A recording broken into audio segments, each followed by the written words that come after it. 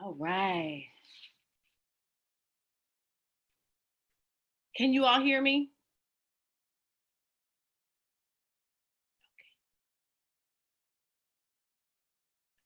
We are ready to rock and roll. Welcome, welcome. It is 6:25. We are 5 minutes shy of getting started with the master class. Can someone please place in the chat if you can hear me?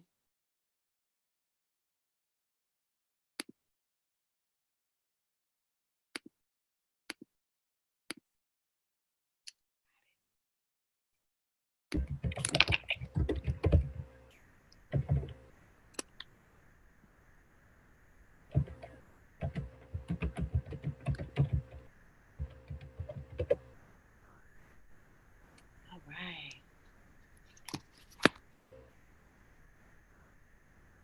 We are ready to rock and roll. We have 6:26. I'm going to actually get on live as well just to allow those who weren't able to get on. We had about 90 people register for the masterclass.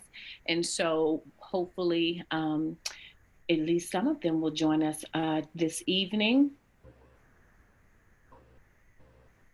There we go.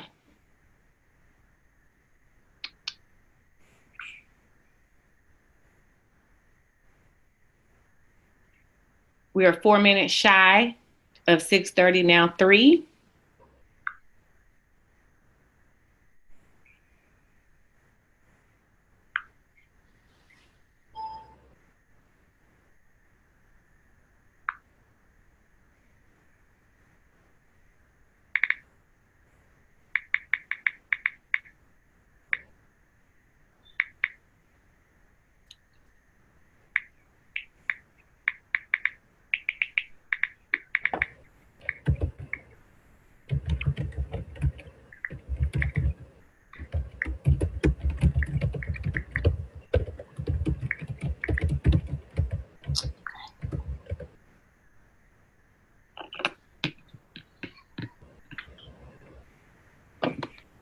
Two minutes shy.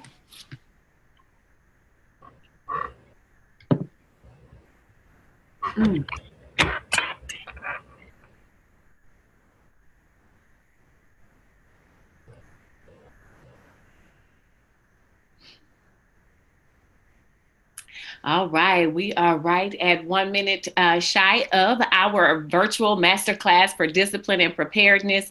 Again, this is going to be a recorded class.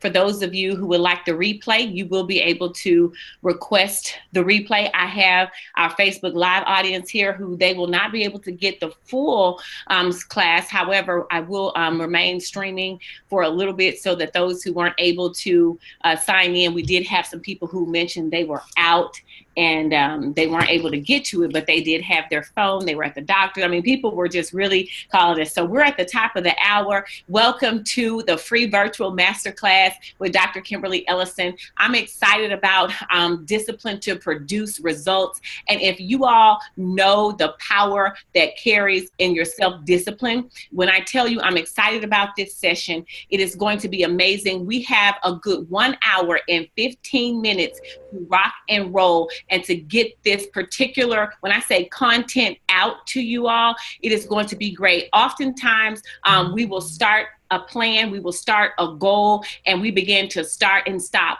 But no longer will you have to start and stop on your goals or find complacency as your best friend. We will talk about those solutions and strategies. And so I want to do a little bit of housekeeping before we get started. I did have all participants muted when I logged in. However, you can mute your phones or your devices that you're on so we can actually have just myself talking. If you can see all of the participants, that is called a gallery. If you go to the top of your video where you can see yourself, click that. Looks like an ellipsis there, and you will be able to select whether or not you want just the speaker or the gallery. Some people it bothers, some people it does not. Also, there is a chat room. If you go to the top of your screen, you will see that there is a chat room when you click on more. If you have any questions, if you have any thoughts, you can place them in the chat room, okay? And we will take those questions, and we will talk about what your questions are. Now, there is a poll that I did place inside of the class. So if you will, I'm about to launch the poll, and you will be able to go ahead and start. There are 3 questions on the poll, and the poll is in progress. Please raise your hand on the video monitor if you see your poll there. The number. All right, well, we are rocking and rolling. Go ahead and answer those questions. There are 3 questions in the poll. This is going to help me identify what areas of this masterclass to spend a little bit more time than others. So it is open, and you all are now reviewing questions. So take a few minutes and do that. So for those of you who are on Facebook Live, as they are answering the questions on the poll, there were 3 questions that I polled for this class. What is your greatest challenge with self-discipline? Okay, what is your greatest challenge with being self-disciplined? That is number 1. And then what reasons do you start and stop when working towards your goals? What are those reasons that you start and stop when working towards your goals? And then number 3, what do you hope to get from this discipline to produce masterclass? Is it practical tips, ways self-discipline can increase your revenue, or if you would like to establish those systems? So the poll is in. We have about 45 more seconds. We run the poll for 2 minutes. And so I want to make sure Colette, the poll, I just launched it. If you are live on the masterclass, it's not in the Facebook Live, you're able to see what the poll is and the questions there. We have about 29 more seconds on the poll. And for those of you who are just now coming on for Facebook, those of you who are in the masterclass, we have 20 seconds left in the poll. You all are rocking and rolling. I'm not sure if you all can see the actual results, but I will definitely read them to you and let you know where we are tracking. Currently, the greatest challenge with being self-disciplined looks like the level of commitment, and then time, and then rock and roll. And third would be belief. Okay, so 60% so far has said that the level of commitment is the greatest challenge with self-discipline. Number 2, what reasons do you start and stop? Those particular individuals who have voted, you get distracted and lose sight of completion. That is the number 1 thing so far with the poll in the class. And then number 2, oh, it's a tie so far. I can't seem to get motivated, or I lose interest easily. What do you hope to get from this class? So far, rocking and rolling in first place. I would like to establish systems of discipline to accomplish my goal. All righty. Thank you so much for that poll. I'm ending the poll as we speak, and I will share the results with you. Are you able to see those results?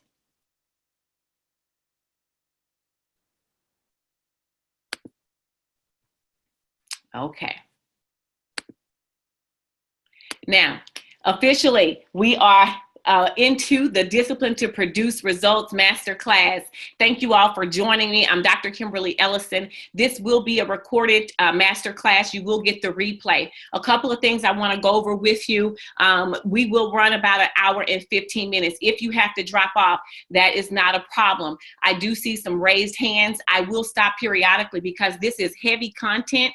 I mean, it is truly heavy. And so I want to start to talk about no more starting and stopping. Ladies and gentlemen, when I tell you, when you talked about starting and stopping and being able to have that level of commitment, no more procrastinating on your future, and no more watching other people accomplish their goals and you actually questioning why. When we think about the level of discipline, we think that people have a magic touch. We think that they have a magic wand, when really it is that they will have a level of discipline like no other. And when you think about what discipline looks like, it is progressively pursuing your goal. It is progressively pursuing your goal. And so we'll rock and roll on today. What we will cover when you think about when you leave, we'll talk about the top 3 things that impact your level of discipline.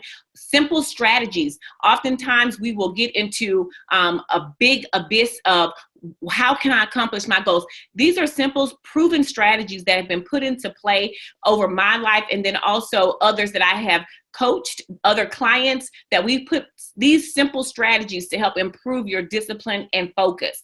Ways to overcome distractions. Ladies and gentlemen, distractions are huge. They are subtle, and then they are also blatant. We'll talk about what are those distractions and how can you actually overcome them so you can produce the results that you're looking for. How do you move procrastination from procrastination to discipline? How do you do that? And then increase your revenue. We are holding up our revenue streams, our income as well when we lack self-discipline. How to build a bridge between your goals and your accomplishments. I do want to also share with you, once we finish our presentation and our masterclass, I will tell you ways in which we could work together beyond today's class. And so I'll say that to the end. Now, you're in the right place if you're tired of starting and stopping, and if you become discouraged quite often, or you get easily distracted, this class is for you. I know a lot of people are wondering, well, what is this about? You're in the right place. If you really are looking to produce revenue and increase your revenue streams, you are in the right place if you're looking for a way to bridge your goals and your accomplishments. Listen, your goals are your goals is what you're trying to achieve. Your accomplishments is once you have achieved. There is a huge gap. If you see that circle in the middle, that represents you. How do we increase your self-discipline so that you can bridge the gap between your goals and accomplishments? How to move you from ideation to implementation. And you are in the right place, ladies and gentlemen, if you are ready to produce results. Okay, cool. One of the things I want to share with you as well, when you're talking about being in the right place, if you have your ideas are losing fear, losing energy to fear. So every time you think about really achieving your goal, and it's a goal that's a huge goal, and you begin to have fear and you start to not put into practice and not become disciplined enough to, how do I turn this up? It could be because of fear. Okay. Then you need more accountability. Some of us, we need more accountability. And in that, we want to make sure that we have someone in place that could actually provide that accountability for us. And I have here, ladies and gentlemen, the next level. Some of us are disciplined and we need to get to the next level. And our next level is our best level. And so when we're talking about being in place, you are in the right place on this evening. So what is the difference between your success and her success? One of the things I want to share with you, some people say that the human race is fixed. Okay, we say that there's a fixed race, and those who are successful innately they're going to be. That is not true. The difference between someone else's success and your success is the level of discipline. And when I say that, I put here a little bit about some things on how I put into play different systems of discipline. I wrote 3 books in 9 months. That takes discipline. I took a team of women around to 7 states, 11 cities, 3 countries. 9 states, 11 cities, and 3 countries. No corporate sponsor in 18 months. I'm not bragging on me. I'm talking about systems that are proven if you are willing to put in the work. Okay. Also, I started my nonprofit. Again, it'd be almost 10 years with $50 and a vision. Self-discipline is also about sustainability. Oftentimes we will have self-discipline structures in place, but what about the sustainability of that? So you want to make sure that your systems that you put in place are sustainable. When we talk about consistency, that is what a lot of us are missing, is the ability to be consistent. We lose steam over a period of time, and we'll talk about that.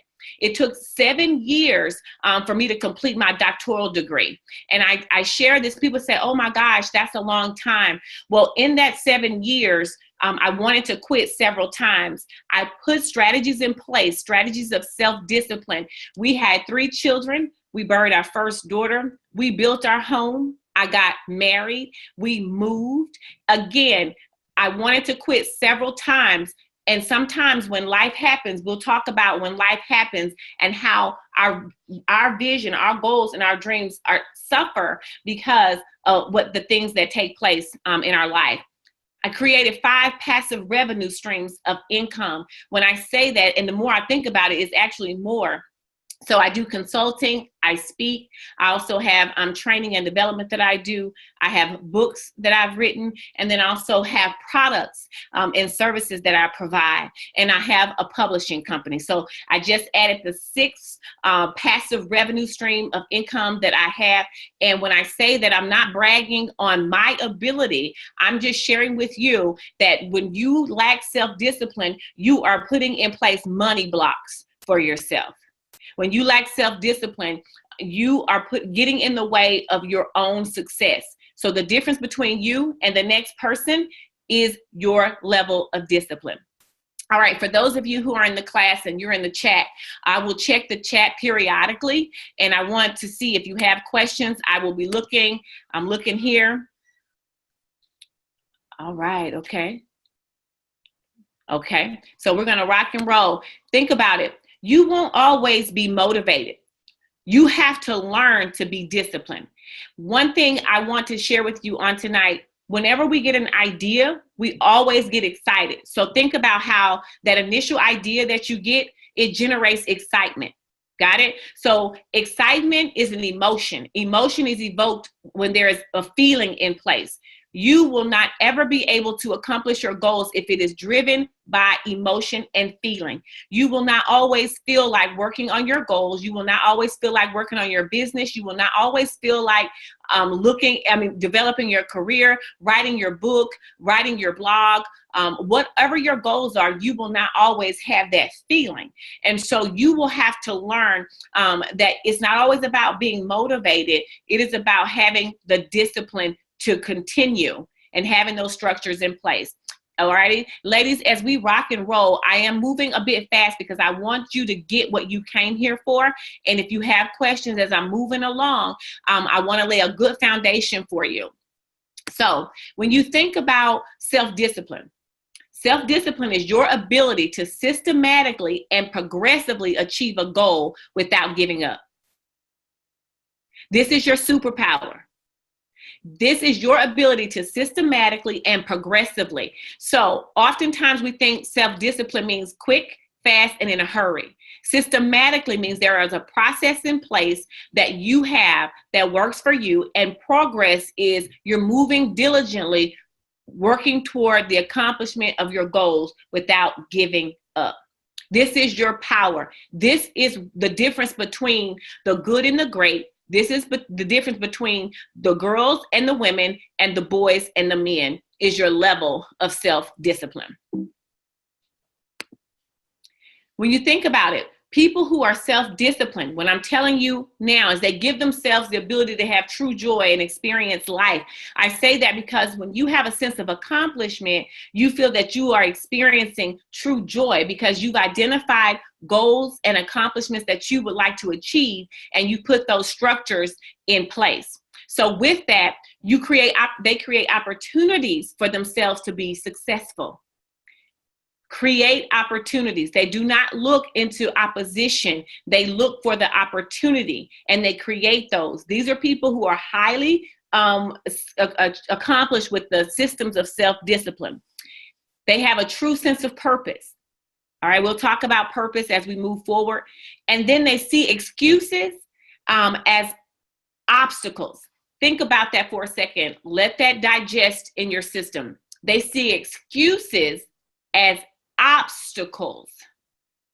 So sometimes we look for excuses as the answer. What we will say is, because I cannot accomplish this, or because money is the issue, or I don't have the location, then I'm not going to accomplish it. The excuse is their obstacle. So they take that obstacle and look at it and create a growth opportunity. So no longer look at take an excuse and say, that's my reason for giving up. Your excuse is the obstacle, and you have to identify a way to create a growth opportunity. They're not led by emotions and feelings. If your goals, whether it's a business, whether it's your 501c3, whether it's your brand, whether it's your prayer time and your devotion, whatever that is, if it's led by emotion and feeling, then you will give up because your emotions change, your feelings change, and when things are you're not feeling at your best, then your vision or your goals suffer. They're very time conscious. Oftentimes we stay in a place of lofty goals, or we stay in a place of ideation.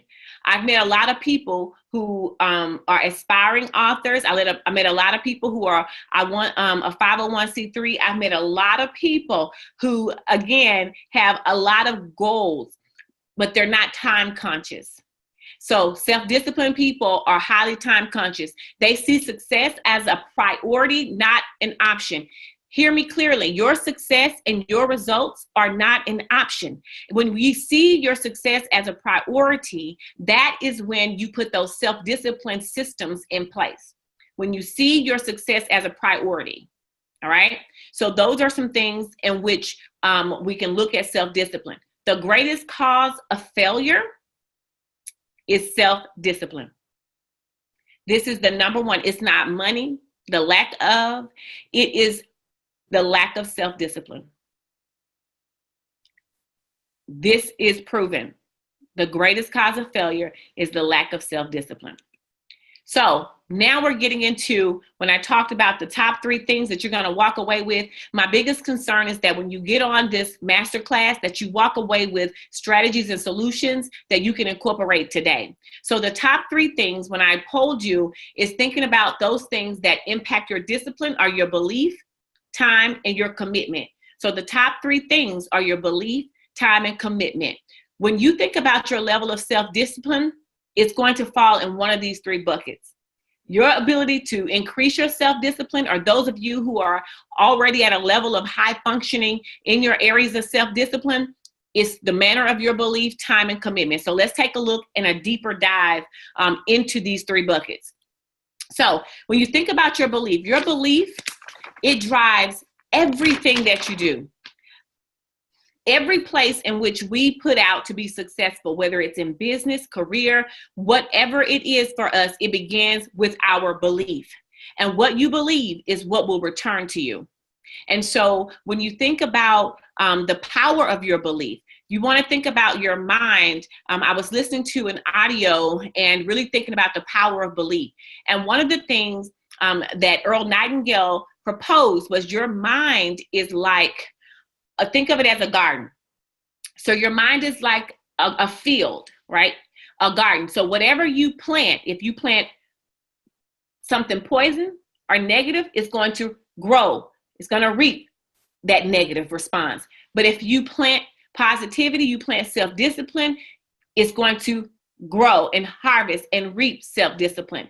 So what I'm telling you is your mind, you have to tell it doesn't matter what you plant. Your mind does not know. It doesn't have, you control what you place in your mind. Your belief, the dog you feed the most is the dog that's going to win the fight.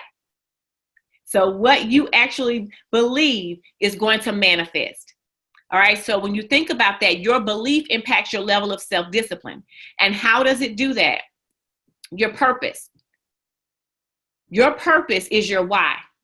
When you don't have a clear purpose on why you're trying to accomplish your goals, it impacts your belief system. What you were created to do, what you were created to become, and who you were to share it with is your purpose. So when you think about establishing your levels of self-discipline, it all begins with your purpose. Do you love it? Do the world need it? Does the world need what you have? Are you good at it? Are you great at it? Will you do it for free, or are you paid for it? Do you have passion behind it? So you want to think about your belief system is all driven behind, does your goal have an intended purpose? And this is the anchor for your self-discipline. This is the anchor, and I'll show you why. Your past. So we talk about purpose. So when you said your belief system, your purpose, again, if you do not have purpose identified in whatever your goals are, you will sacrifice in the area of self-discipline. You will struggle. You will struggle. Your past. The thing about the past, I love this picture here. When and for those of you who are looking, it's a picture of Britney Spears from her past and her present as a performer. Think about it. Many of us rely on our past experiences to identify our future. So in corporate America, they say past performance is indicative of future performance. If you really think about your belief system and in putting in place your self-discipline structures, what you've done in the past will impact that, because that's our measure. That's what we use as our measuring stick or our baseline measures. And so what I encourage you to do on tonight is stop relying on your past experiences. We have to begin to open up our minds to more than one way to succeed. So your past is a part of your belief system. Your past will prohibit you and inhibit your ability to increase your self-discipline, because the only way you know how to do it is because of the behaviors you've done in your past.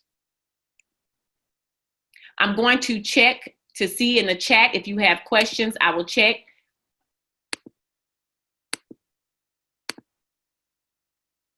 Okay. Thank you, Monique. If you all, if I'm breaking up, please let me know. Is anybody else, am I breaking up a lot, or is it okay?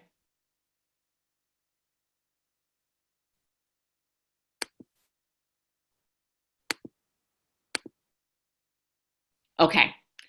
All right. So people are saying they hear me fine. Okay. Sounds good to me. I couldn't hear you. Kiana, can you hear me now? I do have Heather. Okay, we're good to go. Heather is doing our technology, so anytime there's an issue, she's already working behind the scenes. So we'll keep going. We talked about your belief impacting, coming in clear. Great. Your self-discipline, we talked about the bucket of your beliefs. So that is your purpose. Okay, then you move into what it looks like from your past. Now I'm going into patterns. If you think about how you produce results right now, when I tell you your patterns, if you think about your level of success and you go back and you can look at the pattern, you want to make your level of success repeatable and sustainable. If you have a high level of self-discipline, you want to make sure that it's repeatable and sustainable. That's creating a pattern. And that's how I'm able to now provide a discipline and to produce results masterclass. For the past 15 years, I've been able to identify patterns of success, patterns of discipline. It's not about perfection, and it's not about always getting it right. It's about recognizing your patterns and recognizing the levels in which gives you the results and the high volume outcomes of success that you want. So when you think about patterns, your self-discipline is a practice. So what is your pattern of practice to increase your self-discipline? What is your pattern of practice to increase your self-discipline? So if you are producing at a high rate, you want to look at the pattern. Another thing, I have Blueprint, Boss Chick, Kingdom Boss Chick Blueprint here. This is a book that my actual third book that I wrote. And it's really talking about kingdom principles into career and business success. And it's giving you blueprint of other women who have that you can identify with, and you can actually identify the patterns of success they had. And it's biblically characters that are in here, but also not characters, but personas that are in here, or women that are in here, and you can actually take a look at their blueprint. So anytime that we have success, there's always a pattern behind it. In any place in your life, there's a framework and there's a pattern. What are your patterns of self-discipline? So those are the three challenges. Is your purpose? Do you have established purpose? Do you have, are you operating from your past experiences? And then what are your patterns of self-discipline? How are you accomplishing your goals currently?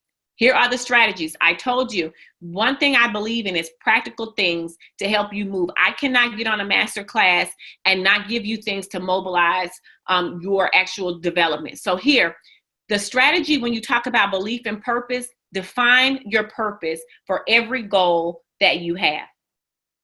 Some people operate off of a one purpose methodology, but you have many purposes. So if you want to operate, own your business online. For those of you who say, well, I want to open up a business online. When you think about your biggest business online, what is your purpose for doing that? And we don't have to go deep. Your purpose could be, I want to open a business online for plus size women because I want them to be fashionable. Okay. It could be, I want to begin to have a greater devotion time because I want to learn more about my spiritual walk. And it's your defined purpose, right? This is how that mobilizes the self-discipline that gets you to moving. Let me tell you about the sustainability. How do you sustain it? You want to identify your macro and your micro goals. Your macro is your overall goal. So, for example, if you want to open an online boutique, that is the purpose of it is to help women, those that are plus size, to be fashionable and to be great and, feel beautiful. Well, your macro goal is to open up the shop, open up the online store, boutique. That's macro, big. Your micro goals are those things that tactical, task-driven, oriented goals that you have to accomplish. These are strategies to help you with purpose.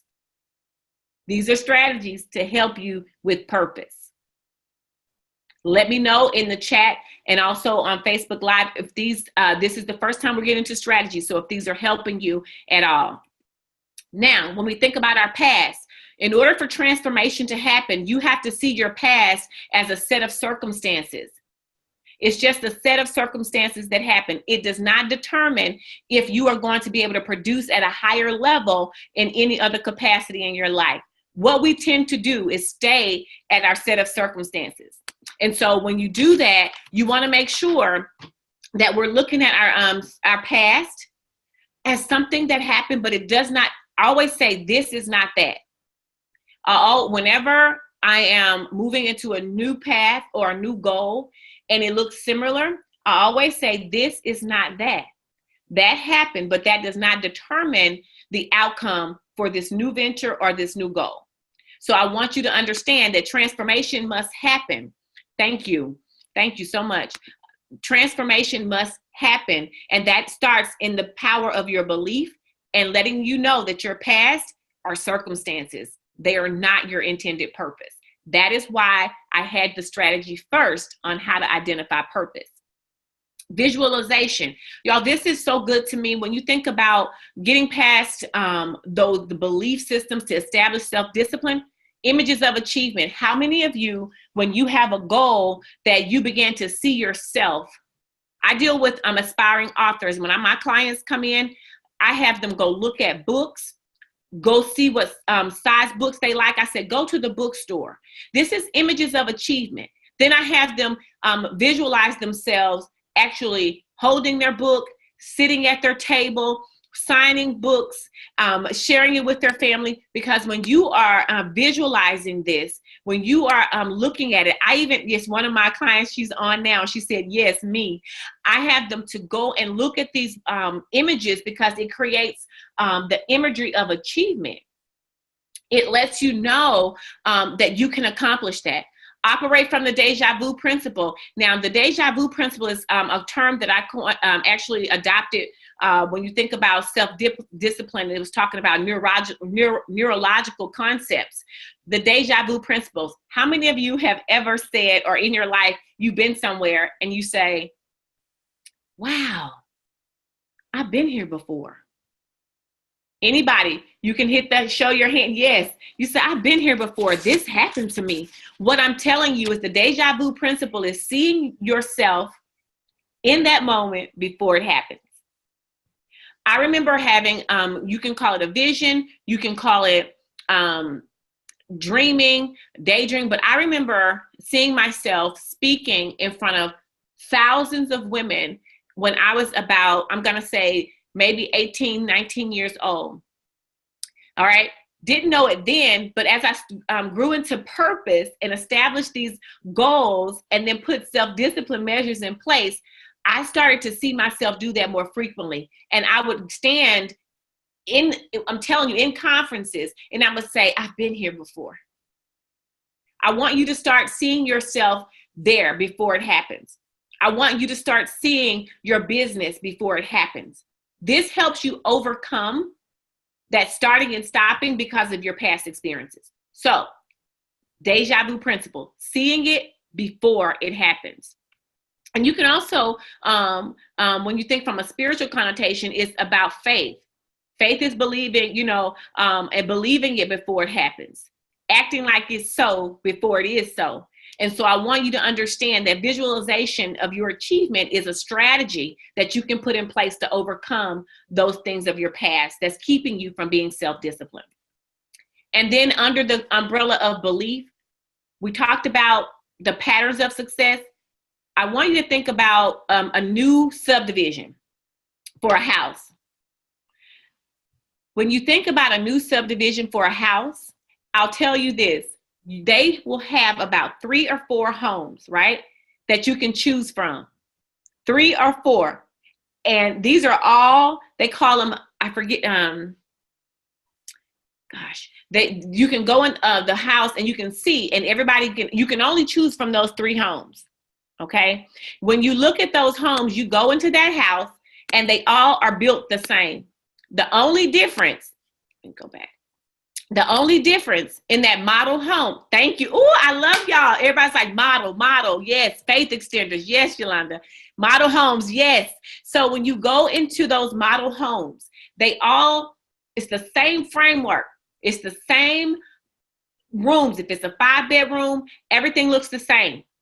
However, the difference in the home you choose is what you put in it from the design center. All right. So I want you to think of success patterns from those who are doing it at a higher level than you are. It's not about duplication. It's about inspiration.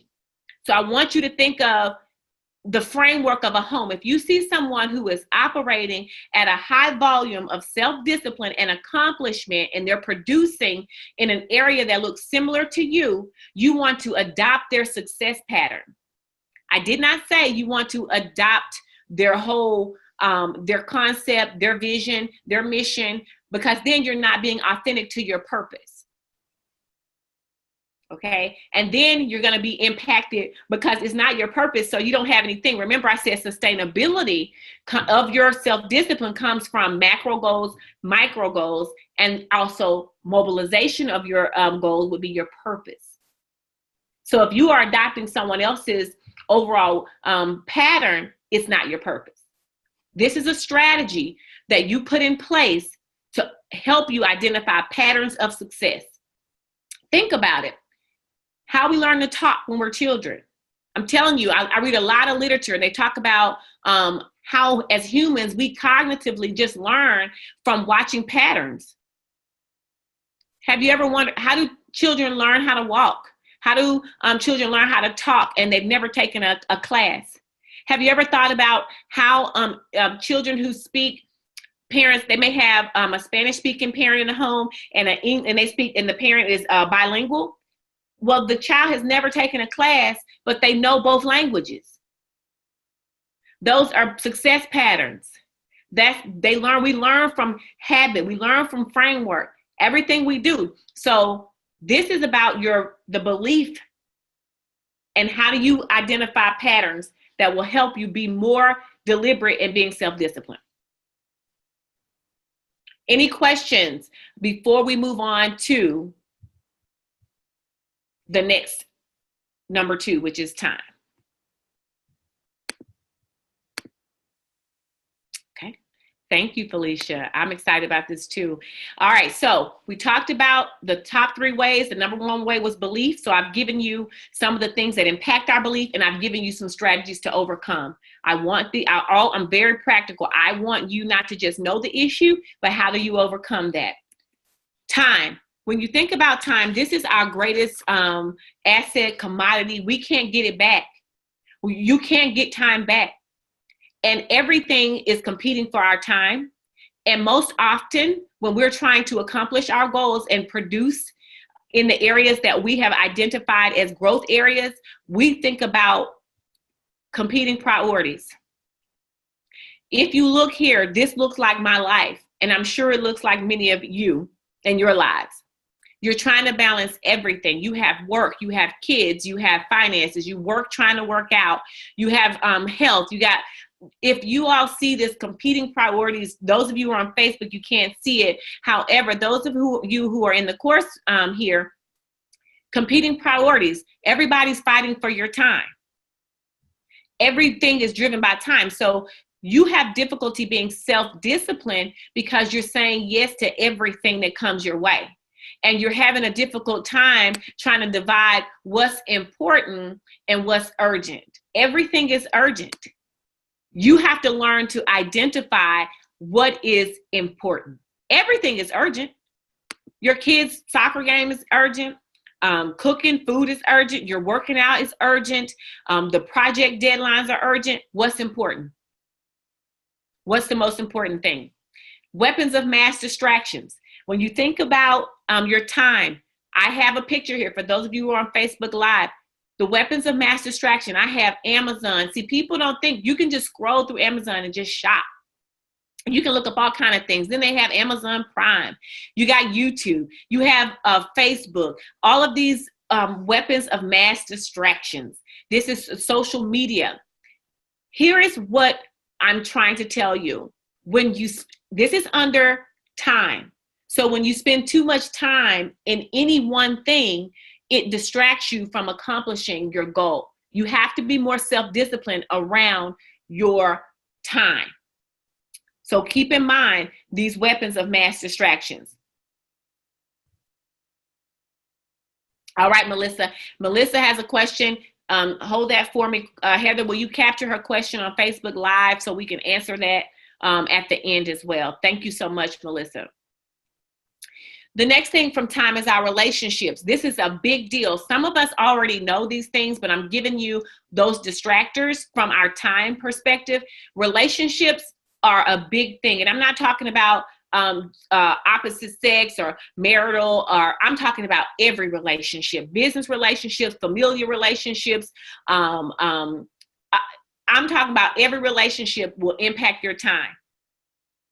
And oftentimes you'll get sidetracked because you want to be able to go out with the girlfriends. You want to be able to go to a concert. You want to be able to do certain things. I was working with a client and we talked and she said, my girlfriends want me to go, to this concert or out of town with them. But I am really focused, Dr. Ellison, on accomplishing my goals. She said, I refuse to come down off the wall right now. Sometimes we have to look our relationships and let them know that I'm focusing on something right now. So these are the issues. Now let me get you to the strategies. Oh, this is a huge one. Life. Life just happens. So you have a vision, you have goals, you're working on your new nonprofit, you're working on your new tax business, you're working on your new fitness goals, and then you get sick. Then, something happens that you can't control. So when life happens, what happens to your goals? And I found from several clients and friends that I've had the luxury of coaching and consulting and doing life with, is that sometimes when life happens, our goals take a back burner. Our vision take a back burner. Well, I will talk about strategies to help take a look at how we can combat this distraction, because we can't control it. You don't know what's going to happen in the different season. So you want to be able to know when life happens, what do you do with your goals? So here are some strategies. When you think about time and your competing priorities, we had a picture with the lady balancing everything. The competing priorities. First of all, the strategy is you'll never find time for anything. Let's be very clear. All of us, you have to make time. You have to make time. So get organized. And I'm not just talking about, getting organized with paper and getting all that. No, I'm saying get your purpose. What are your goals? What are your macro? What's your big overarching? And then what's your micro goals? Planning and execution time, that's different. Oftentimes we do planning and execution at the same time.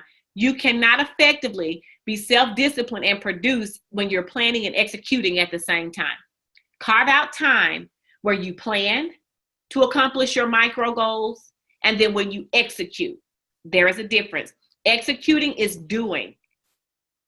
Planning is you're capturing, you're identifying. Planning and executing are different. You can spend 2 hours planning. Oh yeah, somebody put yes on the whiteboard here. You can definitely plan and execute. Prioritization schedules. This is huge. When you talk about the prioritization schedules, you want to make sure that you understand low, medium, and high risk. What are those things that are low risk? What are those things that are high? And what are those things that are medium risk? And that's where you work your most. See, everything is urgent. So if you take all the urgent things, then you put them into a low, medium, or high, that gives you now a prioritization schedule. High things are those things, if you do not work toward them or on them, it will cause epic failure. It would do a detriment to your deadline, to your goal, and to your purpose.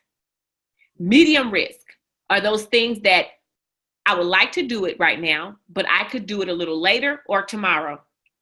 Low risk are those things that you possibly could delegate. All right, so I have delegation on here as one of those strategies. And then time blocking. This comes from, Yolanda helped me out with the time blocking, but time blocking is something I do, and I know that I shared this with several other individuals about time blocking. When you think about the time blocking, oh, I love it. Let me tell you, when I tell you time blocking is amazing, y'all, let me tell you how excellent it is. Let me tell you. So when you're talking about your low, medium, and high, you get your time block. So you say, like people ask me all the time, how you do so much and don't you be tired, man? I'm like, yeah, but I time block. I say when I'm going to work, I'll say for 2 hours, I'm going to work on this. And then I'm going to take a break. And then I'm going to work another hour on something else. See, that's where self-discipline comes in. And you have to time block when you're going to accomplish and when you're going to work on something. Time blocking is critical. Now, those are some of the ways in which you can become more self-disciplined. And these are systems. What I'm giving you now are systems of self-discipline. You can incorporate these systems into your day so that you won't start and stop. Now I'm giving you resources. So if you don't know about these resources, Monday.com, check it out. Go to Monday.com. You can also use Asana. There's something called Wunderlist. And then also the old good old fashioned planner. All right. I'm still a paper girl. I still write all kinds of things. I write all stuff down. So I'm still a pen and paper, but I also use Monday.com and I also use Asana. Now, the difference between the two, Monday.com, you can assign other people with projects that you're working on, but you can assign those tasks, that prioritization, low, medium, high. You can do that. You can put pictures of individuals and when your accomplishment. Asana is pretty much a project management type app. And I just actually started learning about Asana through my rebranding of my site and the designers that I'm working with. And so I decided to actually use the site and the app. And so it's great, but I'm giving you resources to help you to not start and stop. Wunderlist is simply amazing. Please download Wunderlist, please. If you don't, anybody on here know about Wunderlist? Please let me know if you know about Wunderlist, whether you're on Facebook Live or here. The One Thing, that's it, Yolanda, that time blocking comes from The One Thing, which is a book by Gary Keller, if y'all want that information. So when you think about the Wunderlist, oh my gosh, you can do this every day. I'm telling you, the Wunderlist is amazing. You can color code it. It's simple. So please take a look at these, and then your old-fashioned planner. Don't forget to write it down, and also you can put it in your notes. So these are some systems and resources that you can utilize that's going to help you produce the results that you want in your life, in your business, in your ministry, at work, all the goals that you want to accomplish. Here are some strategies and some resources. Social media. Now, this is one of my favorites. Some people do a social media quarantine, and that's where you get off of social media totally. You just shut down. Hey, you ever hear those individuals that say, or you may even done it before where you say, well, I'm off social media for a month. Well, you've quarantined yourself. You no longer can have access to it. Well, if you're like me and others who have a brand and you use social media for branding purposes, there are some other ways in which you can incorporate your self-discipline strategies. Social media happy hour. Okay. Social media happy hour is simply amazing. You schedule an hour to work on your social media updates, to troll. Y'all know y'all be trolling, looking at people's social media pictures, and that's okay. You have to make sure that you have a social media time and you say, I'm establishing this structure of self-discipline and I'm going to have happy hour. And that's what you do. All right. Just like restaurants and other places. Again, schedule your happy hour. Close your news and social media sites. Y'all, we don't do this enough. I don't know if you're like me, but sometimes I could be really working. It's a day where I'm doing fingers on the keyboard, right? Heather, if you're here, please keep me to my time. You're doing fingers on the keyboard. And we're just going and doing, and I'll get a ding, a notification, turn those notifications off, and then close the news in the sites for the social media. I'm telling you, there's stories that come up, and if you're like me, you'll stop and just start reading them. I remember when Beyonce dropped her videos, I just went right into watching the videos and looking at everybody's comments. And so what I'm saying to you, they are subtle distractions. Subtle distractions. So do that. Turn the alerts off and notifications, and then turn them back on at a particular time of the day. You decide when you're going to do this. Yes, the one guilty. Fasting on social media. So that's what I mean by quarantine. Kiana said it most. That's it. If most of your marketing is on social media, you can't afford to take a fast. You can't afford to quarantine and get off. So that's when you do social media happy hour. Use resources like Hootsuite. You use your social media happy hour where you go in for 2 hours and you start to upload all of your things and schedule them out. And you begin to utilize that as a part of your strategy to be self-disciplined. So Kiana, that is what I do. I have social media happy hour. I will send Heather 5 things that I've created. And I said, I need these uploaded. Sometimes she's working with other clients. I'll say, well, I got a 2-hour window where I'm working, and I go in and I just hash it out. I would check it in the morning, post, and then before I go to bed. You have to identify what that happy hour looks like for you. All righty. So now we're moving into those relationships. Remember, we talked about relationships. Listen, if you do not, people always ask me, how do you do so much? And how does your husband let you? Here's the thing. You communicate your goals and your plan. 2 different things. Sometimes we just communicate our goals. Communicate your goals and your plans. If you say, I want to work on my online store, I want to write a book, that's your goal. The plan is, I'm going to write for 2 hours every, Thursday.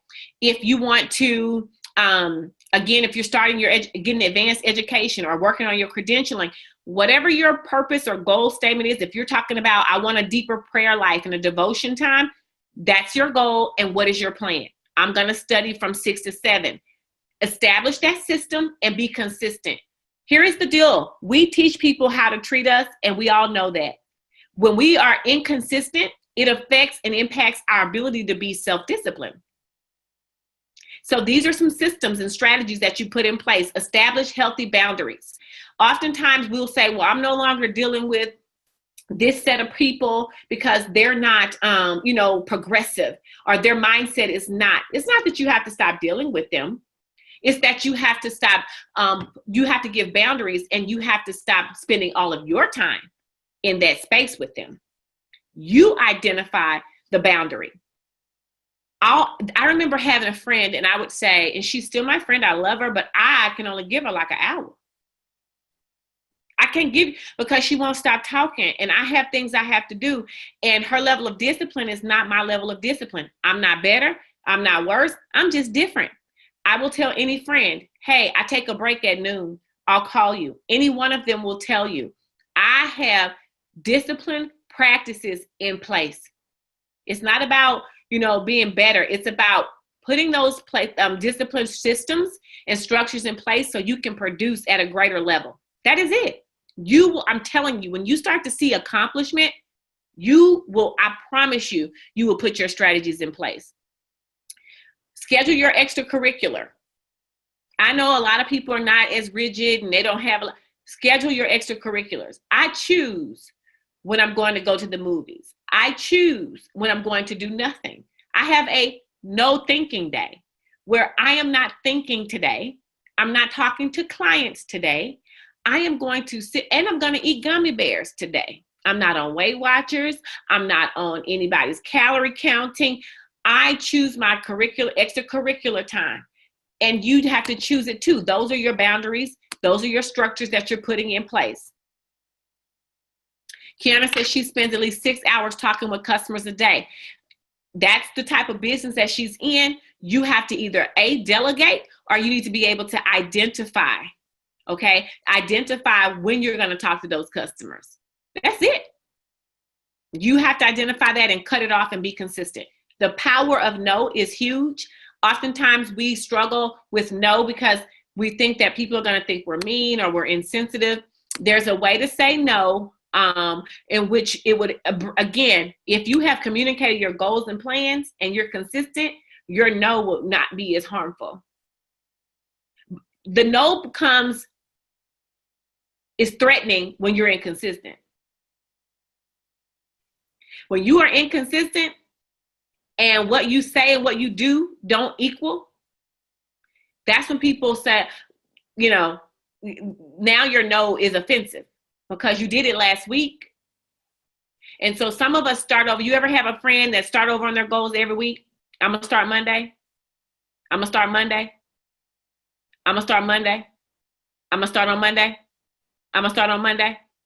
And it becomes lackluster. And what do you say? I have friends who have all kinds of goals and they stay in ideation, and I support their idea and move on. I support your idea. I think it's great. What are your strategies? Here's where I want to spend just a second here. When you talk about life, because this is something that none of us can control. Life happens. It happens to the best of us. And let me tell you, life does not discriminate. It does not. However, I put reality and vision here. One thing that we cannot afford to do is align our vision with our reality. Here's the deal.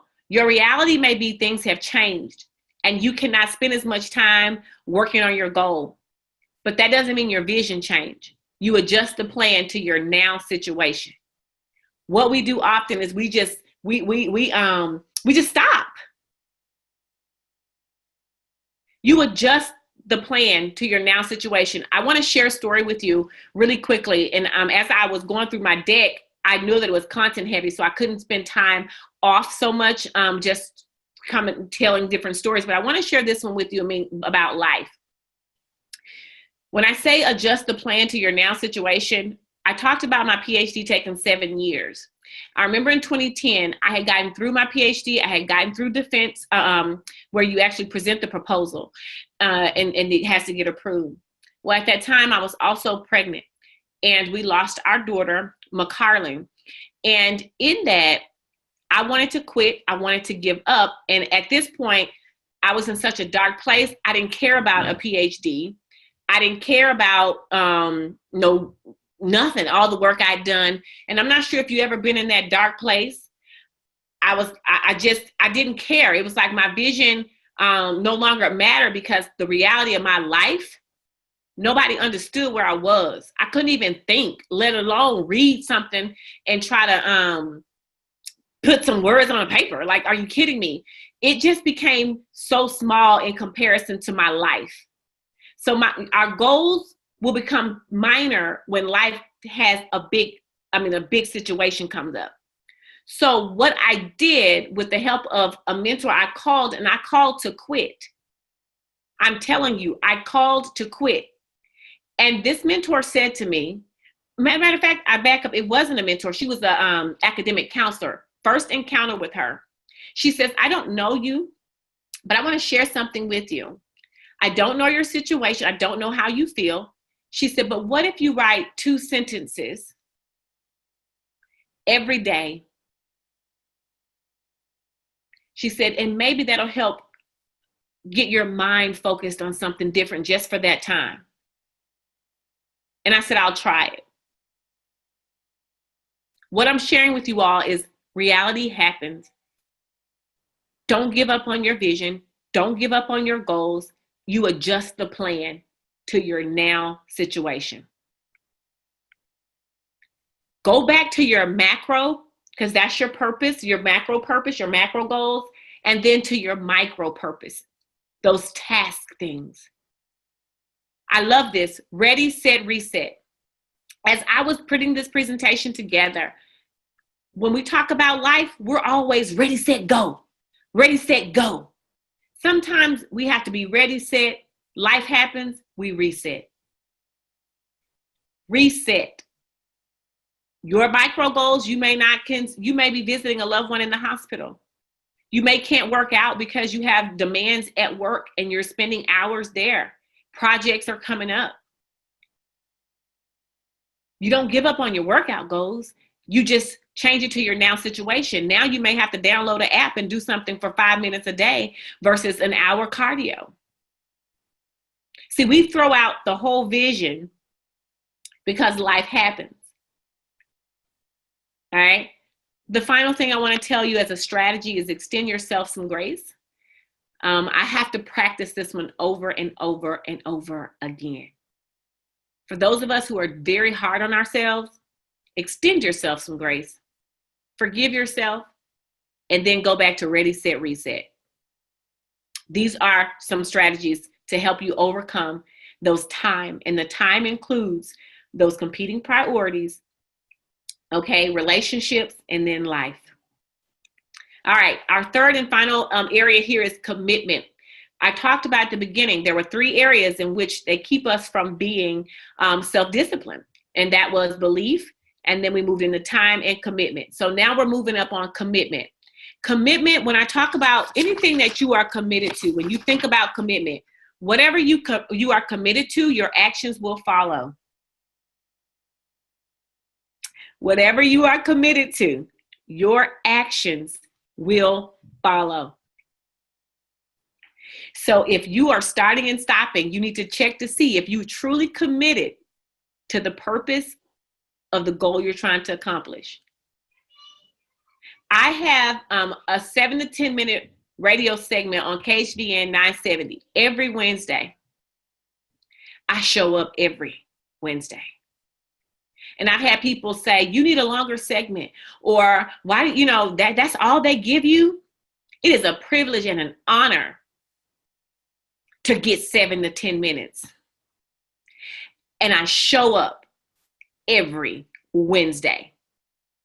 Commitment is doing what you said you would do long after the feeling you said it in has left you. When you're working on your self-discipline strategies, you have to be able, it's not about, I don't feel like it today. No one feels like doing anything all the time. No one. Commitment is doing what you said you would do long after the feeling you said it in has left you. So make sure, yes, Dr. Wari, stop feeling guilty, Miss Turner. Oh, Felicia, yes, I'm looking at the notes now. Personal Sabbath, been there. Yes, you have, Dr. Faith, and I know, again, it's one of those things where you have to really start saying, I have to ready, set, reset. I'm reading the chat. I had stayed out for a little bit. Yes, thank you, powerful, yes. So I want to talk about the strategies to help us in our level of commitment. Starting and stopping. What is your principle of persistence? You have to have a principle of persistence. What keeps you persistent? Focus over feelings. Y'all, I'm telling you, focus over feelings. Your feelings change. Yo, I'm not joking. I have to be transparent. I could wake up and be having a great day. One thing happens. It don't even have to be bad. And I'm like, I don't feel like it. Oh, I can't focus. I'm out of it. Ready, set, reset, move. Focus over feelings. Your focus is what you're giving your time to and your energy to. So if you're giving them to your feelings, that's where you're putting your focus. When you look at your goals and your strategies of self-discipline, where you focus is where you're putting your energy. It goes back to your mind, your belief. It goes back to planting in that field, in that garden. What you plant is what you're going to produce. Intentional failure. I actually got this. I don't know if you had a chance to see Will Smith. If you haven't, pull up his video. And he talks about failing intentionally. It's just practice. Y'all, we have to stop putting so much pressure on ourselves and show up. When you think about intentional failure, I want you to think about an analogy of practicing for a play, right? You're practicing for a play or something that a presentation. You are practicing because practice is intentional failure, so that when the big day comes, you can do your very best. So I want you to start practicing, not stopping and starting, so that you can increase your level of discipline. That is the only way. You will not start today, because today it's more, it's one of those, that's right, failure is an option, quitting isn't. That's it. When you think about your intentional failures, it's about practicing so that you can prevent. Practicing so you can prevent. It's about showing up. You can prevent from starting and stopping. Accountability partners, I'm going to stay here for a second. Some of us have accountability partners that are in the same situation that we're in. Look, if your accountability group and partners are at the same operating level in their discipline and their productivity, those are not your accountability partners. Those are just people you hanging out with. We go back to the success patterns. Your accountability should be people who are operating at a higher level in productivity and results than you are. Revisit your purpose. I will keep this the thread of all things. Always revisit your purpose. And then create milestones of success. For those of us who have challenges with starting and stopping, you need to create milestones of success. That's big. So if you did a social media happy hour, you need to be celebrating that. If you wrote for 2 hours, if you start working on your LLC paperwork, your nonprofit paperwork, and you carved time blocked, you need to celebrate that. You need to start celebrating your milestones of success, because that's going to help you, okay, in your self-discipline. Remember, self-discipline is progressively, okay? You're consistently and systematically progressing, okay? Progressively pursuing your goal. And you won't give up. So there's a system. I'm giving you systems. Like, y'all, this is so huge. You have systems now that you can say, oh, these are my systems I'm using, and you adopt them. And then these are ways that you can be more progressive. This is big. This is big stuff. So here is one of the main reasons we talked about the revenue. You are blocking your money. I'm sorry. You're blocking your money. Your ability, you are starting and stopping. Your self-discipline is causing you to block your money. You not having boundaries, you impacting your ability to increase your revenue. You are impacting your money. That's all I can tell you, is that when you are not self-disciplined, you are preventing yourself from increasing your revenue. You have a true money block, and that money block is called self-discipline. And I say that I'm not going to read all of these here, but if you are not self-disciplined, you've not yet created your business plan, you keep talking about it. Some of us get excitement and adrenaline just from ideas, and we stay in ideation. Some of us talking about client leads. You don't have clients because you're not carving out time and finding leads and networking and going out. These are your revenue and results of self-discipline. Think about it.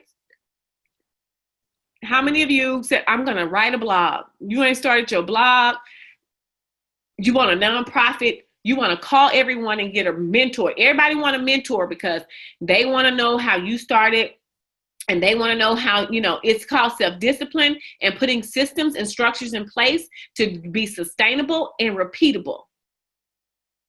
That's a big deal. So some ways that you're impacting your revenue is if you're talking about it, even advancing your education and credentialing, some of us, I hear this all the time. I have 2 more classes before I finish my master's. That was 10 years ago.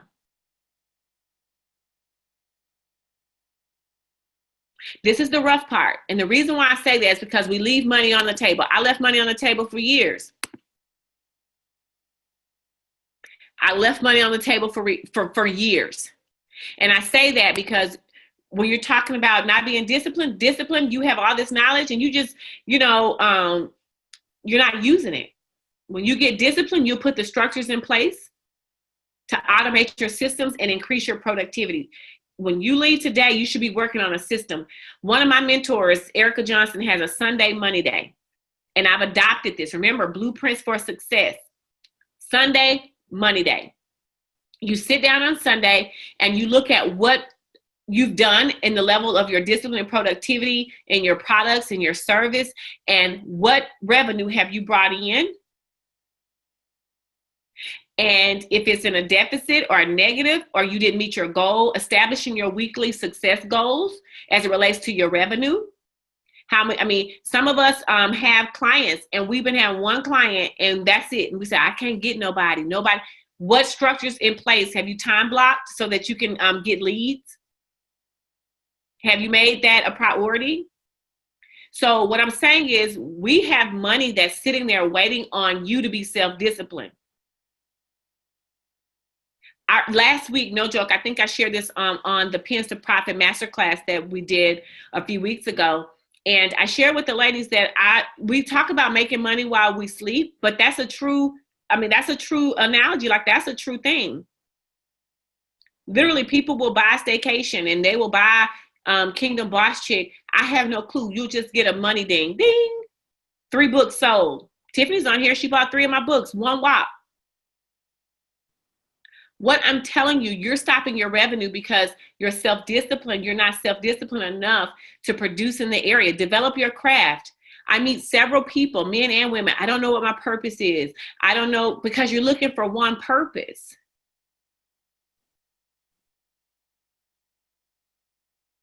And so when the Word of God tells us to be fruitful and multiply, we think they're just talking about kids. We think you're just talking about, the fruit of the womb. All right. So you can be fruitful and multiply your revenue streams. And how do you do that? By increasing your discipline. When you think about focusing on your health and fitness, all of the above is a moot point, null and void, if you do not, again, have a good health and fitness regimen. I'm not saying go out and be Jillian Michaels. I'm not saying go out and be Yolanda Harper.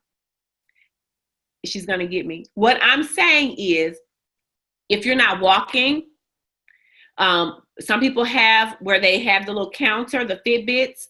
If you're not taking in the right food, you are not going to be developing no products, writing nothing, because you're too tired. If you're working hours and hours, and you're getting up early, getting to bed late, your health is suffering.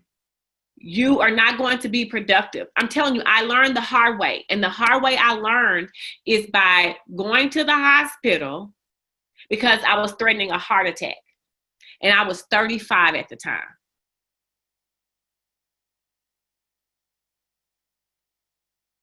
So what I'm telling you is that if you do not take care of your health, and you do not put these discipline and self-discipline structures in place, you will suffer. You will impact your revenue. That is bottom line. So when you're sitting in the hospital plugged up and they're trying to give you morphine and they're trying to give you stuff because chest pain, they won't stop, and they're saying they're going to do tests on you, and you seem like they don't know if you had the heart attack, or they don't know if it passed, or if you threatened it, if it's coming. If you don't put these structures in place, you're not going to make any money anyway.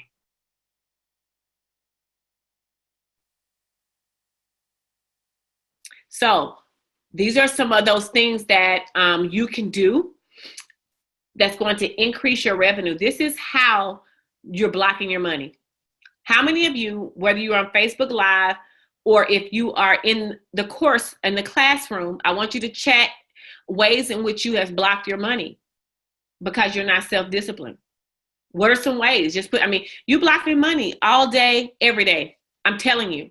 How many of you said, I want to start a consulting service, or I want to, I have a friend, Dr. Oliver, she just launched Speaking by Faith. And so for years, she has this gift and this thing that God has for her. And now it's time to move on it. And so you need to be disciplined. She's here in class. And if she's not, Kiana's here, and you can share the replay with her, to be disciplined enough to start working on those strategies, on your speaking engagements. You're blocking your money. How many of you are, I'm going to go out and I got to identify, I'm trying to write this, do this magazine, or I'm going to do this young thing for girls. I get so many people, they want to do nonprofits and they want to mentor. You're not going to do anything because you're not disciplined enough. These are systems that I've given you on tonight that you can put in place. That's it. Believing and being productive is everyone's dream, else's dream, but not mine. That's it. It's blocking your money. That's it. Not planning, losing focus, and we put things in place. That's it. Money blocks, not taking time to learn how to better and negotiate my salary. That is huge. And that is a skill. Negotiating is a skill. So that go back to you're blocking your revenue when you're not developing yourself in those areas, not prioritizing time to follow up with leads. That's it. How are you have a business and you haven't even sat down to carve out time to start following up with these leads, allowing distractions to take over? Okay, so these are some things that I want you, there are reasonable systems. Yes, very reasonable, Ms. Marsha. Yes, micro and micro. Okay, so those of you working on too many projects at one time. Yes, Tiffany. Yes, not finishing your master's degree in social work. Yes, Shalita. I'm telling you all, I lived in the macro and overwent. That's it. We got to come out of the macro, create it, and come into the micro and establish it. Not making time for your business. That is when we don't make time for our purpose and passion, we're doing not just ourselves, but those who are connected to us a disservice. All right. So this is the money piece. So we talked about the bridge between your goals and accomplishments. I like this circle here because that is you. The thing that stands into your goals and accomplishments is your belief, your focus, intentional failures, and discipline to produce. Now, ideally, this actual masterclass, those are the 3 areas that I wanted to go over with you. And I said at the beginning, when we do our masterclass, I'm going to establish ways in which we could still work together. And so I'm just very intentional about what we're doing. Now we're focusing on how do you take your goals and accomplishments and create a bridge so that you can produce and become more self-disciplined. And it's through your belief, your focus, intentional failures, and self-discipline.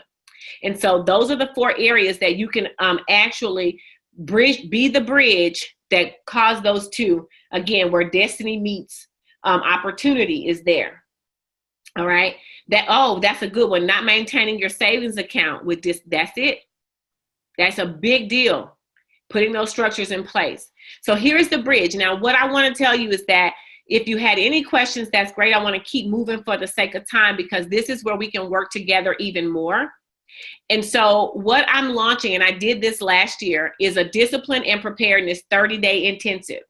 So the things that we talked about today, those are systems and things from the master class, because I don't believe in giving a master class and you don't have anything that you can actually utilize.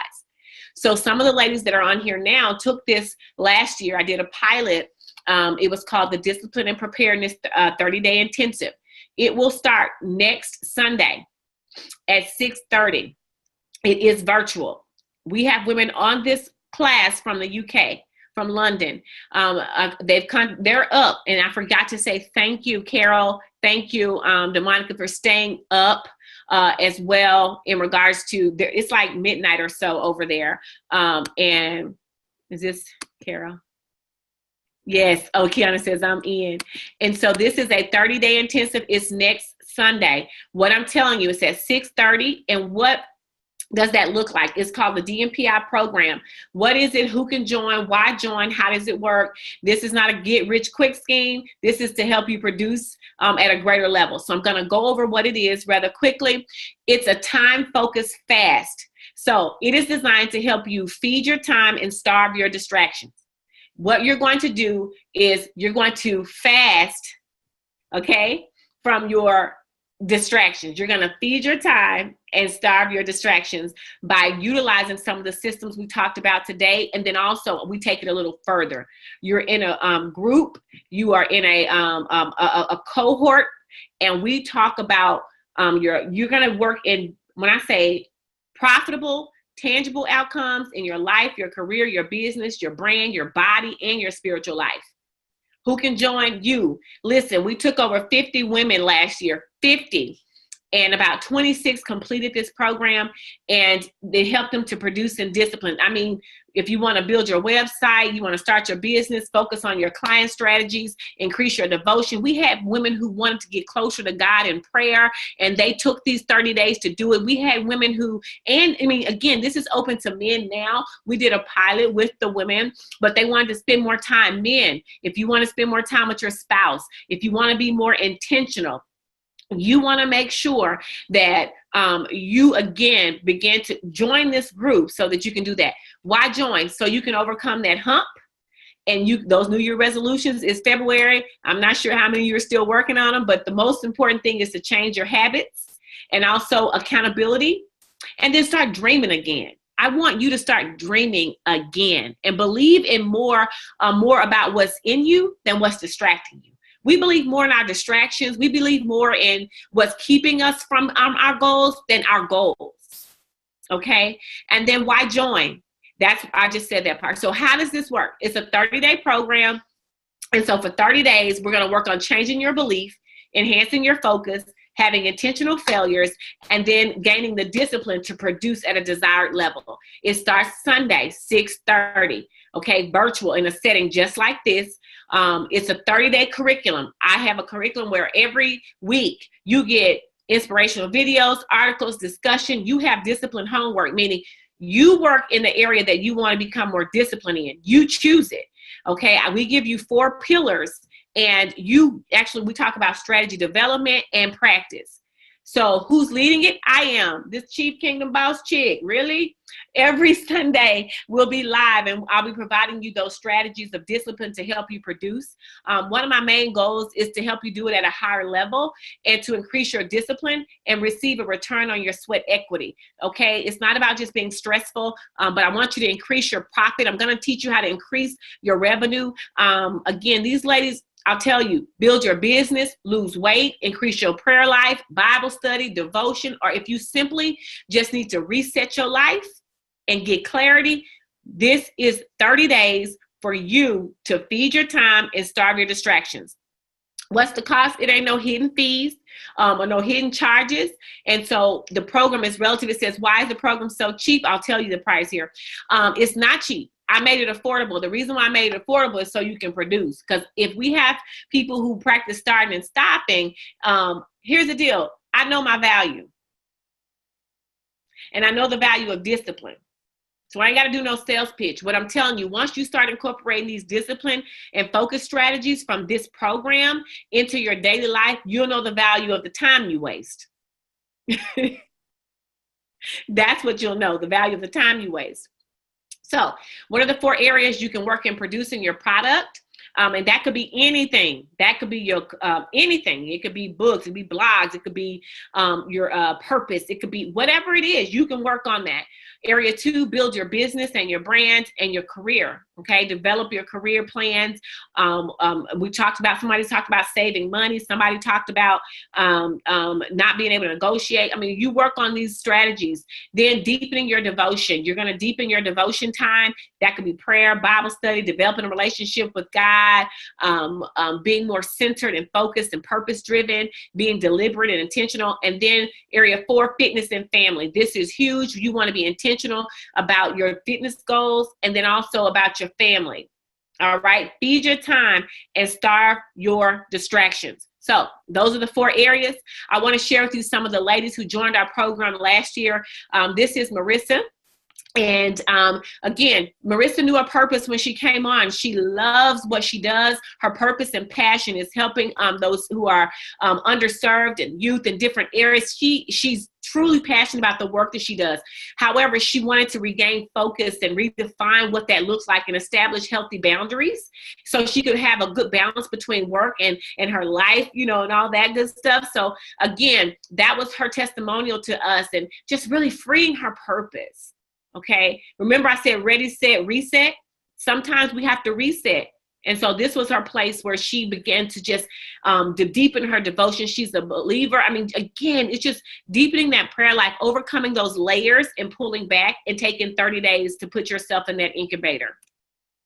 This is Toya Thompson. She has a nonprofit for little girls ages 5 to 16. And when I tell you, Toya really had a local organization. She wanted to do a little bit more with the parents. So she developed curriculum for the parents because she realized that what she was working on was for the girls, but if the parents didn't have the sustainability on how to reinforce that, then that was challenging. So she took her 30 days and started up leveling as well.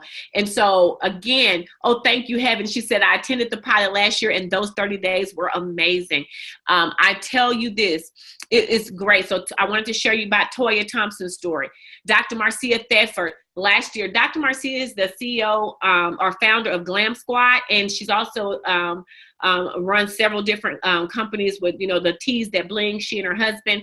But she set out last year to develop her speaking engagements and to get back to what she was doing before. Life had happened, and she's, you know, by education, she's a theologian, doctorate in divinity, and she wants to get back to really empowering and transforming lives. She just had a speaking engagement that she was working on. She just had a book that actually Sparkle Publishing is doing. This is all a part of the 30-day discipline and preparedness intensive to produce. It is tough. It is an incubator. You're pressured. I'm pushing you, and you are establishing those structures. So I'm just showing you the women that come through this program. This is Cassandra Elder. Cassandra spent time with family, and she also spent time in fitness. And so you'll see here where if you look here at the picture, you see her son. Her son is here, and I asked you all to send pictures in and all this stuff, and the ladies would send pictures in of what they were doing. We send video when we were challenged, and so she spent time in family and fitness, and also in her business quadrant. She is a real estate agent, and she was working toward her brokerage license. And so again, really establishing those study habits, really establishing what is her purpose, her mission. So again, these are some of the ladies that went through. Lataria Peterson, this is what you're looking at on the screen as a part of her work. This picture that you see, Lataria started, she had a dream to do, or a vision to start her own photography company. She started a new thing, photography, and in the 30 days, when she was pressed to come up with what her mission was and who was her target audience, who's her avatar, how are you going to get your clients? Are you going to be focused on, she was just taking pictures. We get to bringing that down, narrowing that down. She got her first wedding, her first bride. She started, senior pictures and photos. So now she has a new thing, photography, and she travels with me. And she is now a professional photographer from Dr. Kimberly Ellison Global. So I can have good old pictures that are high quality and not just from a cell phone. So, but not just this, with me, but she is amazing. Product of the 30-day discipline and preparedness intensive. Shan Ladybug Parks, again, Shan, are you on? If you are on, Shan, please unmute your phone. Shan is here. She's going to tell a small testimony about her experience. You'll see it here. She is the owner and CEO of Boss Events. And when I tell you, Shan was a part of the 30-day intensive and rocked and rolled. Shan, are you on? Can you hear me? We can hear you. Can you all hear Shan? Let us know in the chat. Okay, go right ahead, Shan. All right. Good evening, ladies. I'm so excited to see so many of you investing in yourself and taking time to let Dr. Kimberly enlighten you on what she has to say. So I'll be very, very quick. I've known Dr. Kimberly a very, very long time, and I'm always very proud of her accomplishments. So anytime I can jump on to support her, I do. So when I first went to the intensive, it was just strictly because I'm from her hometown, and I wanted to support her. I didn't go in. I really kind of thought I had it all together with my business until, you need to invest in yourself and sharpen yourself. And when I got into the intensive, I can remember looking at the quadrants and thinking, oh, no, I don't need help in all of that. But then I began to realize that there were so many things distracting me that I was not aware of. And there were a lot of things I wanted to do within my business, but I kept saying, well, Kim, I don't have time. I'm busy. I don't have time. And then I remember telling her, I just kind of feel stagnant. I feel so overwhelmed by not having time for my vision that I just feel stuck. And I will never forget her saying to me, you are not stuck. You are not stagnant. You simply need a mindset change, and you need a next level project. So in my mind, I was thinking I had to come up with some big business thing, but really the next level project was myself. I needed to stop and look at those 4 areas in the quadrant and find where I could reclaim my time and put that time back into myself. So in the 30 days that I was on intensive, I really, really was able to focus and resharpen myself, which is what I said in my testimonial. But I would really like to go further than that because it's been almost a year since we did our intensive last year. And in that time, in each quadrant, I've been able to, with my health and fitness, she's absolutely correct. I was tired all the time because I was trying to do too much and never sleeping and burning the candle at both ends and never working out, not taking care of myself. So I started there first. Because if you're not taking care of yourself, you don't have the time to do anything else. So I began working out, and she challenged us and motivated us. And what I love about Dr. Kimberly is that she never asks you to do anything that she's not willing to lead by example and show you. So she was sending us videos. She and Dr. Marshall were just amazing. So I got out there. And in that time, in the last year, I've lost 37 pounds. And I am fantastic. I'm loving myself. I have been able business-wise my business has just come leaps and bounds. We did a completely rebrand, relaunch. I was able to get over that fear of reaching out to people to help me grow my brand and be the best polished me and present myself. One of the goals I had told Dr. Kimberly was, I'm in a small town, but I feel bigger than that. And she said, you are, and you can be. You just got to put your mind on the prize and get it moving. So within this last year, I was able to take on and produce 12 successful weddings that I'm very, very proud of, and several of them were outside of my city. I took 5 speaking engagements, which is something she'll tell you I never do. I don't want to talk in front of people. I'm a behind-the-scenes person. But me getting out there, people were inspired by seeing me change my life, and I was happy to share. One of the other things that I did was my daily devotion. It just was so important to center myself with our Creator, and then take time to meditate and center myself and focus on me. Time blocking is simply amazing. If I tell you, ladies, you take nothing else away from your time with her, sitting down and planning, create a plan for yourself. I was so guilty of not doing that. And the other day when she reached out to me, she said, what are you doing? And normally if your mentor calls you and you haven't accomplished anything, you throw fluff. Baby, y'all, I put it right on out there. And I told her, I'm actually standing in my kitchen playing Martha Stewart, because one of the things that was important to me was in my fitness quadrant was to stop feeding my kids quick, fast, preservative stuff that was fluffing them and fluffing me up. And I was standing in my kitchen proudly after I had completed my entire wonder list for the day, rocking it and knocking it out, making snacks for the week for my family. And for me, that was a big thing. I was making guacamole wraps. But also, in the midst of this past summer, if you do anything in event planning, wedding season is always popping off in the summer. And a lot of people didn't know I lost my mom in July. But I was able to keep focused and not completely go in that dark place and keep moving, because I simply told myself, red, yellow, green. what has to get done, because my clients have already paid me. And if them people pay you your money, I mean, yeah, you know, they're like, we're sorry you lost your mom, but what you gonna do about it? Life happens.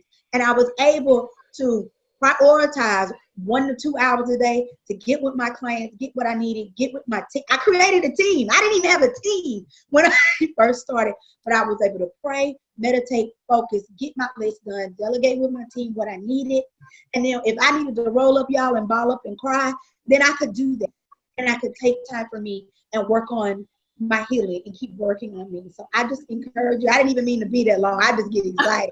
I encourage you to invest in yourself. Take time. That value of this program, you can do it. And even if you think money, because we like to say, I don't have money, get rid of some of that Starbucks coffee, whatever. You can find the money and the time to do what you need to do. So y'all be blessed. I'm going to peek in and watch you. I wish you the best. Amen. Bye. I'm gone. Oh, thank you so much. I'll tell you, I want to get to this. Thank you. Shan and the other ladies have done eons, and a lot of them have reached out and said, hey, I want to join again this year because it's time for me to get back to putting my strategies at a different level and to really get clarity more and go to the next place in my business and what they're doing. And so that's what we're going to do. I want to share with you, this is program cost, $397. Don't y'all start getting off. Those who are on Facebook Live, $397. If you were to go through this program with the weekly sessions, we have revamped the program. It's more intentional, and that's what the program cost is, okay? $397 if you were to do this program for 1 month. That's cost. Program offer is $30. If you are truly serious about producing results,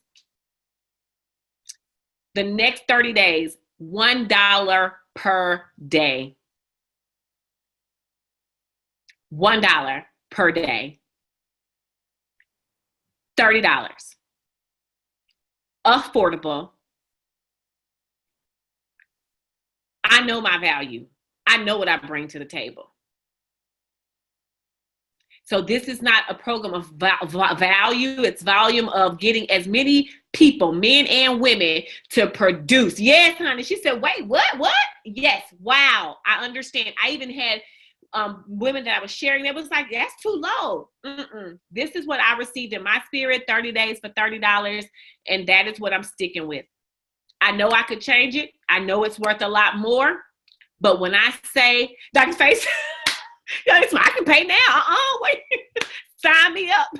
So again, and that's great. If you're traveling, you still can do it. We record all of these, send them out. I keep running. We have a group. I send it to you. You'll be able to stay abreast of everything. You select in the first week what you're going to work on. It includes weekly consulting sessions as on our Sundays. We go through, we level set, inspirational videos. I send them. Sometimes it's me. Sometimes it's other men and women that I've found that have been inspirational to my life. I am a reader. So I do a lot of articles. I do a lot of books, and that's it. She says, Tanya says, you're doing a seed of faith into the lives of others. I didn't thank you for that. Inspirational, and then discussion. We're really talking of pulling back those layers.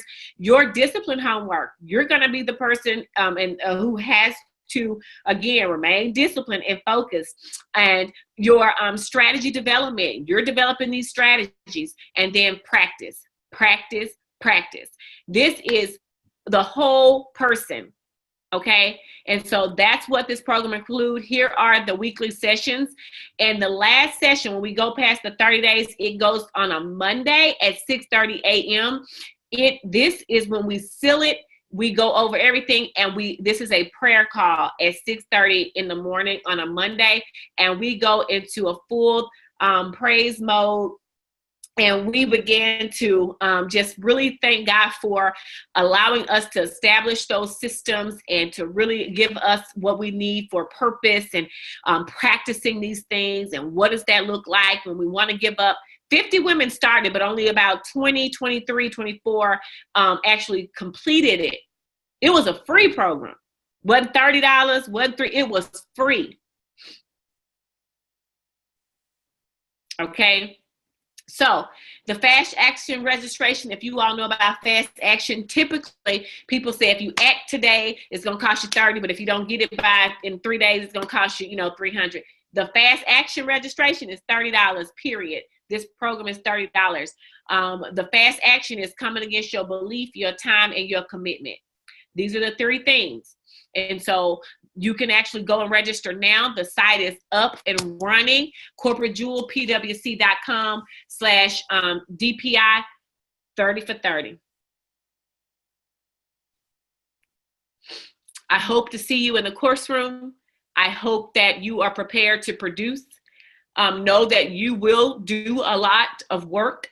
You will start time blocking. You will start being more deliberate about your success. You will start to fast. It's a time-focused fast. So you're going to have to, every day for the next 30 days, you're talking about, you're not watching television because you're putting your schedule together. You're not doing social media. And every week we're saying, what are you doing? What's in place? I remember I do it with the group. I don't just tell you and share with you. No, I do it. And I remember not watching television because I didn't think it was a distraction for me because I produced at high levels, but I could have produced at greater levels. And I remember not watching television. And do you know that once the 30 days were over, I had established these boundaries, but I wasn't even watching TV after the 30 some days. I'm telling you. And I would start getting a little mad because I have certain shows I like. So put that recorder on. Oh, my Facebook Live just went dead because my phone went dead. But again, when I tell you the site to register, Heather is amazing. She's already on it. She was running all kind of technology here. Again, happy birthday. That's her birthday. She said, thank you, Dr. Kimberly. Happy birthday, Dr. Maureen. Thank you, Dr. Marsha. What a blessing. Kiana said she done paid already. Yes, she is amazing. Thank you, ladies, again. Oh, thank you, Felicia. So it starts next Sunday. Share this with your friends. Tell them about it. There's no hidden agenda. There's what we're doing. You will produce. There's nothing hidden about it. You get to choose. We'll be right there working together, getting through it. If you're in a place where you really need to focus on your relationship with God, you need a place where you really need to be around an accountability group. If you're really in a place where you need to get in a think tank and push out some structure, you're in the right group. All right, ladies, this will be, I don't know what time it is. And I even had my little water here. I never took a sip. I guess I was rolling. But this is a time for you to ask any questions. When you go to the site, I did put questions up so that you could, if there were questions there, you can see it. And again, I am so excited. Oh, I'm sorry about that if I'm breaking up. Mimi. Oh, Mimi, that's Yolanda, I think. So any questions, any thoughts, you can put them in the chat.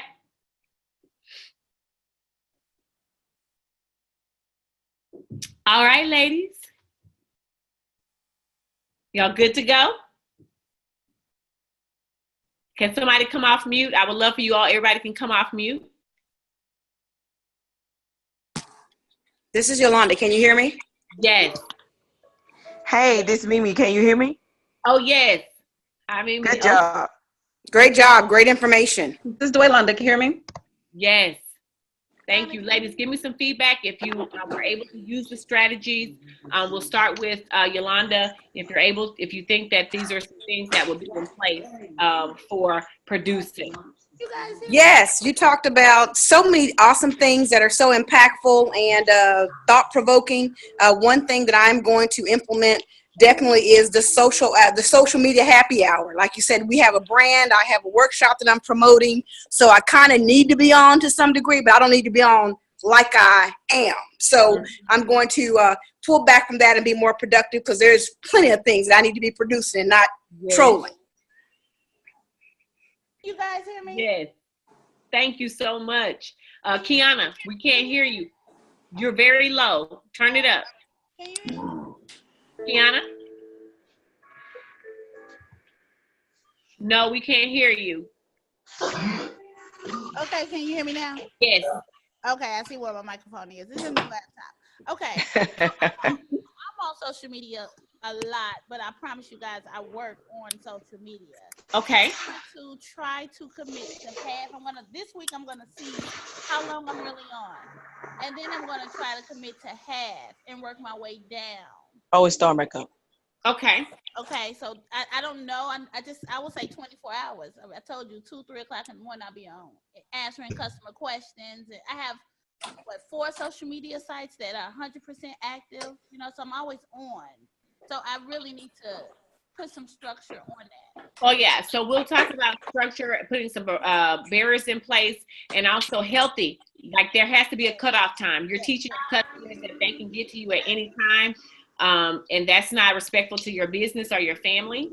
And so you don't have to operate from a place of scarcity or that they're going to miss a sale or anything like that. When you start putting those structures in place, then you tell them, I'm going to respond to you within 48 hours. 24 to 48 hours. You've given them now you set up structures. Okay. So the expectation now is that anytime they send you something, you're going to answer. But if you say, I'll get back to you in 24 to 48 hours, you have 24 to 48 hours, which is a system that you have in place. Okay. You also can delegate. So we'll go over some of the things that you can put in place. But no, we have to create healthy boundaries. You can't be 24-hour business or anything like that. You don't have the capacity, the manpower. Your family life is suffering. Different things that you need to put in place.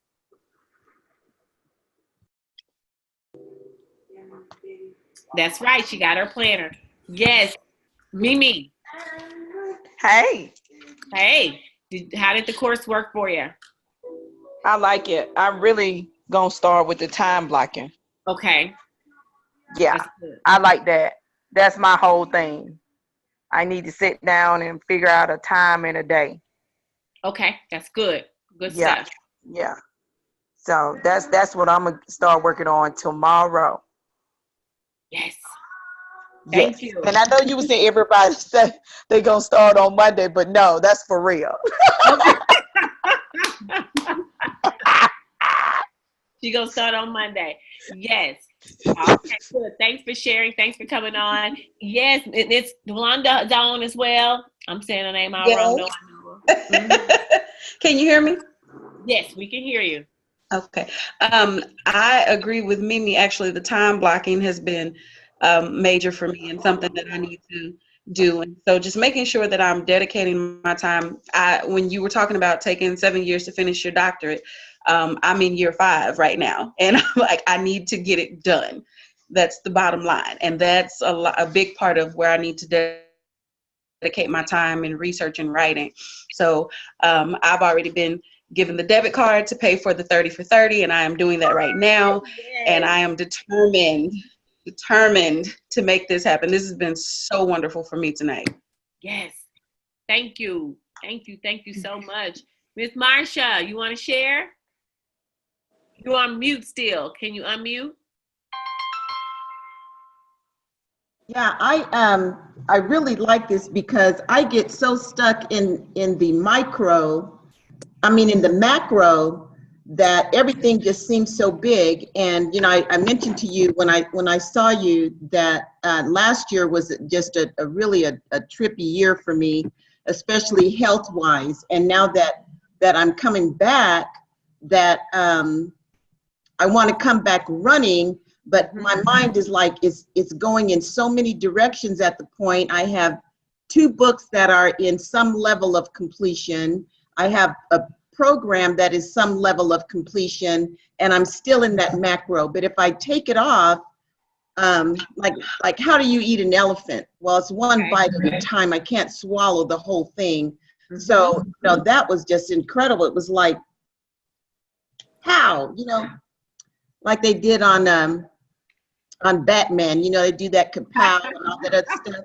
Yeah, it was just like, wow, I can just take it, just small steps, because progress, not perfection, and I can do just little bitty things at a point, and then I can set those smaller goals until I can, because progress is progress. That's it. There you go. So I'm going to sign up. I can't do it until I log off, so I don't want to log off just from the call yet. Okay. Well, I tell you, Marissa is on from last year. Marissa, how was it for you today? It was good. I look nothing like I did in that picture right now. So, Yes, you do. I'm actually kind of in a, I think that this morning I received a message, and I have actually been going through a very terrible phase in my life right now. And so, I think that, like I shared with you, that was God's timing this morning, because I am, I'm not going to say I am in a very dark place right now. And so I consume myself with work to keep from thinking of everything else. And so I literally have not slept in 72 hours, just working and working and working. And so when you said time blocking and don't watch TV and, these things like that, I'm thinking, I'm not even doing, it's just keeping myself busy. And I guess hearing other people's problems gives me some peace, because I don't have to think of my own. And that's something that I really need to work on, because I feel like I'm almost avoiding what I'm going through. And I can't preach to somebody else what to do if I can't fix that within myself. So I'm looking forward to the 30-day program, and seeing if that not only feeds me in other areas. I've been asked to do motivational speaking and all these things, but I won't do them because I feel like I shouldn't be up there speaking to anyone, because I can't help you. And so I need to kind of also get to the point where I accept that other people see things in me that I'm not seeing within myself. Oh yeah, I'm so glad we connected again, and that this is very timely. We have some things to work on. When I tell you we're going to put some solutions to that, and really go into scripture and really go into prayer around what quadrants you should be working on. Again, that prioritization schedule, but also taking a look and a deeper look and a deeper dive into you are enough, and really working in that quadrant of devotion so that we can pull back some of those layers. None of us are done and well together. We won't be that until we get to glory. And so we still will be able to, you will still be able to speak, and you'll still be able to do these things. Again, I'm so grateful that we connected. There is no condemnation. No matter what, you are still able to produce. When we talk about reality and vision and that life piece, that distraction piece, that's what's going on right now, is that the reality of your life is taking you from the passion and purpose and the vision. And so you are using maladaptive coping mechanisms, which is work. And so we're going to talk about creating discipline around that, creating some structure around that, getting you more in your devotion time and being intentional with your prayers. Oh, it's going to be an amazing journey. So thank you. And I'm so grateful that we are connecting, and we're going to do life together. And for the next 30 days, we're going to birth through discipline and preparedness. Thank you. Absolutely. Ladies, our time has been well invested, not spent. I hope that you all had a great time. Again, I am going to send Heather will send us out the replay. And if you have any questions, email info@drkimberlyellison.com. We will send out replays every week. And when I tell you we are in for a treat, be prepared, because when you start to say, I'm going to button up and work on some things, just be prepared for other things to just start coming. And we're going to truly put some barriers in place. And I hope you join me on 30 for 30 Discipline and Preparedness Intensive next week, ladies, Sunday, February the 18th at 6:30. Go ahead and reserve your spot now. Thank you for your time. I appreciate it. And you all have an amazing night. Oh, thank you. Good night. Good night, Dr. Kim. Good night. Good night. Good night. Awesome. Good night. Good night, everyone. Kimberly, before I Good night. Bless you all. I have to say you are a beast, okay? Oh, thank you. Beast. So now I'm logging out. I was finna go to Facebook and inbox you that, but I said no. I gotta tell you. You are a beast. I agree. Oh, y'all are too kind. And I tell you, when I co-sign. Hey, when I tell y'all about greatness produces greatness, so that means we got everybody around here. We got to be beasting it out. So beasting it out. Mm-hmm. All right. That's it. All right. That's it. We about to have a late dinner. So good night, everybody. Good night. Good night.